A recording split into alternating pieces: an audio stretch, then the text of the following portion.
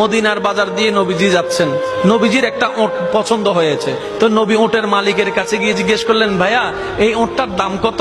ওই দামাদামি হলো, নবী সে দামে কিনতে রাজি হলেন, কিন্তু নবীর কাছে তখন অর্থ ছিল না। তখন নবীজি ওনাকে বললেন, আপনি আমাকে ওটটা দেন, আমি এখনই গিয়ে আপনার সেই প্রাপ্যটা পাঠিয়ে দিচ্ছি। ওটের মালিক ওনাকে ওটটা দিয়ে দিলেন। আশেপাশে যারা ওটের মালিক ছিল সবাই জিজ্ঞেস করতেছে, এই পাগলা, তুমি কি যাকে ওট দিয়েছো তাকে চিনো? বলে যে না। নাম জানো?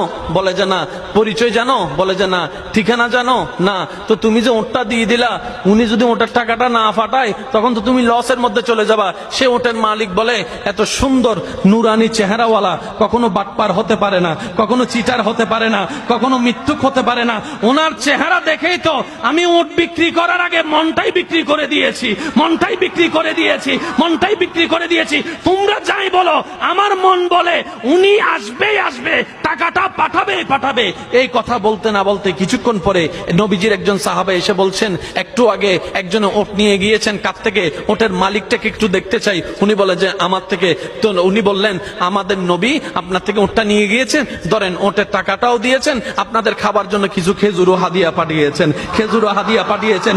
ওই ওটের মালিক বলে,